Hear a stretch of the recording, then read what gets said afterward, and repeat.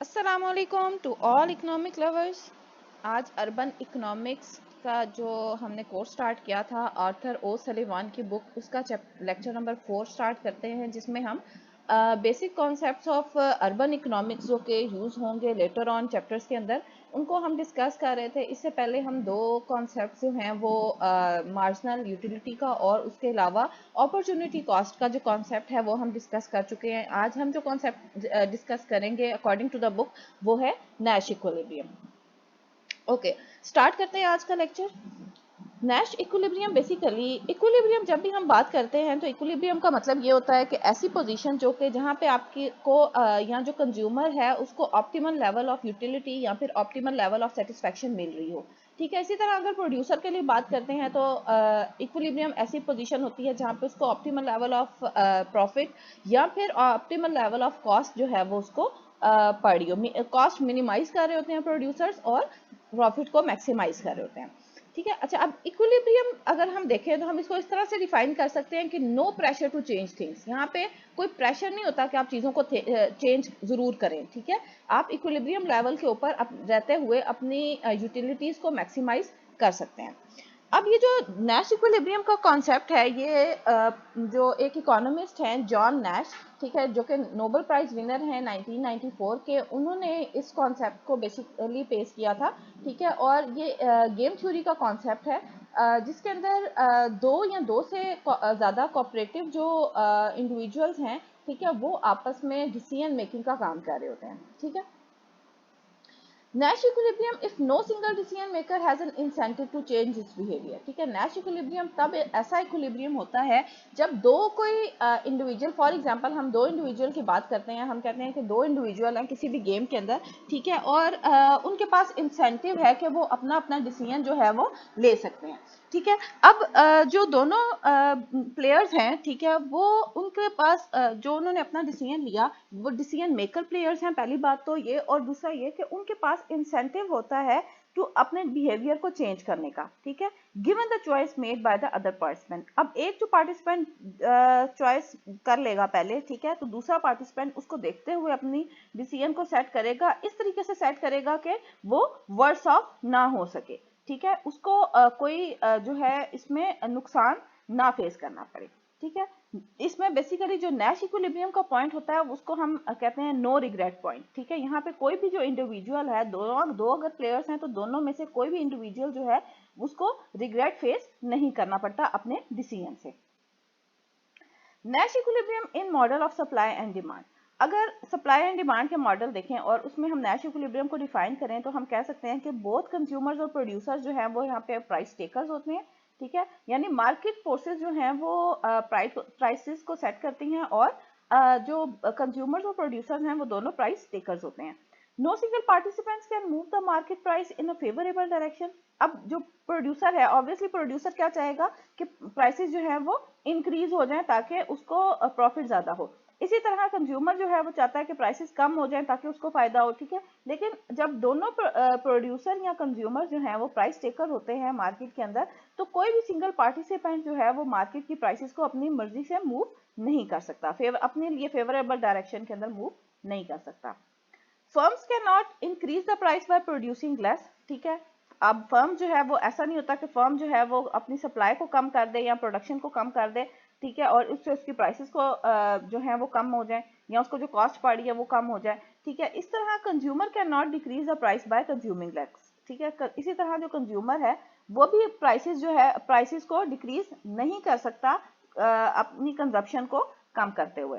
So market equilibrium in Nash equilibrium each participant is doing his best.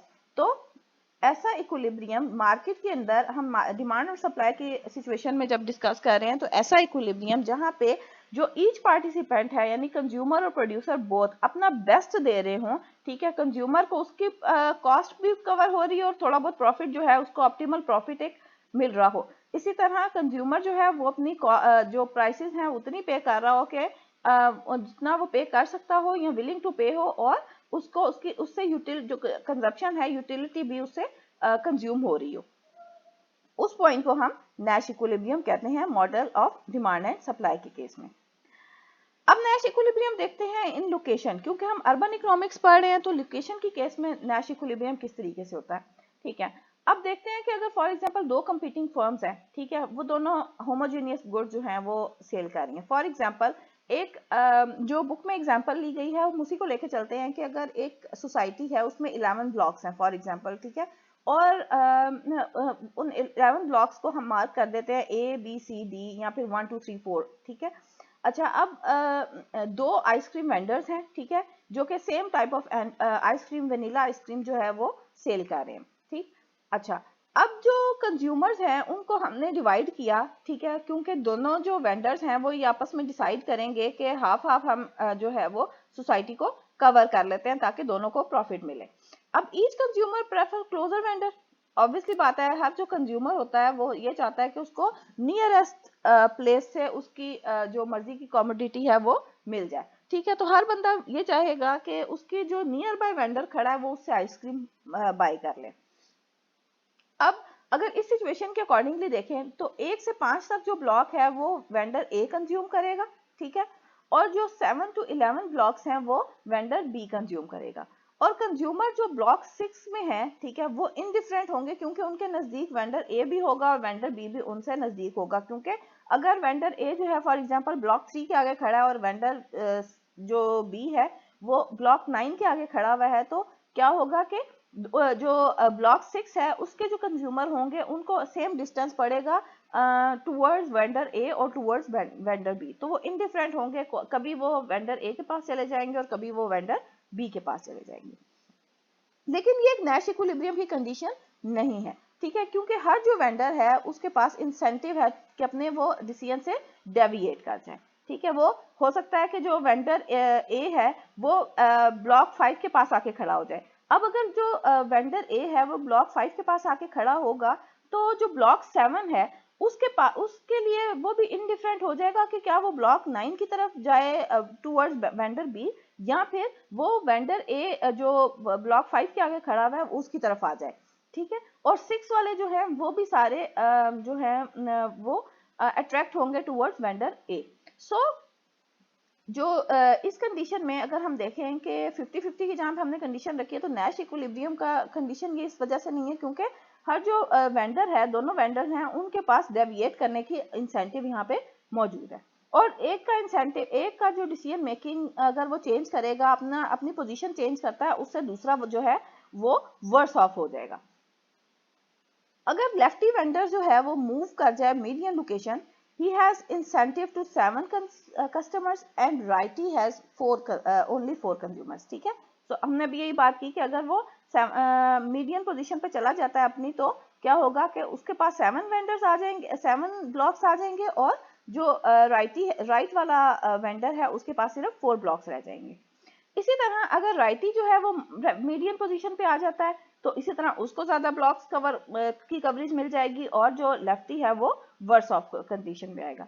अगर जो दोनों vendors हैं, ठीक है, वो मीडियन पोजीशन पे आके खड़े हो जाए, यानी ब्लॉक 6 के सामने आके खड़े हो जाते हैं, ठीक है, तो क्या होगा कि there is no incentive for unilateral deviation. तो क्या अब वो दोनों में से कोई भी दूसरी तरफ मूव करने की कोशिश करेगा? नहीं करेगा, क्योंकि अगर वो ब्लॉक 5 की तरफ जो दोनों ए वेंडर जो है वो ब्लॉक 3 की तरफ जाता है वापस, ठीक है, तो ऑब्वियसली उसकी जो कस्टमर्स हैं वो डिक्रीज हो जाएंगे, क्योंकि जो वेंडर बी है अब 5 वाले जो हैं वो वेंडर बी की तरफ आने लग जाएंगे, ठीक है। सो वेंडर बी को ज्यादा इंसेंटिव मिल जाएगा। इसीलिए जो दोनों वेंडर्स हैं ए और बी, ठीक है, वो दोनों कोशिश करेंगे कि हम मीडियन पोजीशन के आगे ब्लॉक 6 के आगे खड़े हो जाएं, ताकि जो ओवरऑल कवरेज है वो हम दोनों की तरफ आए, और इनडिफरेंट रहेगा कस्टमर भी कि वो वेंडर ए से कुछ जो लोग हैं वो वेंडर ए के पास चले जाएंगे, और इस तरह कुछ लोग जो हैं वो वेंडर बी के पास चले जाएंगे, और इस डिसीजन से दोनों वेंडर जो हैं उनमें से कोई भी वर्स ऑफ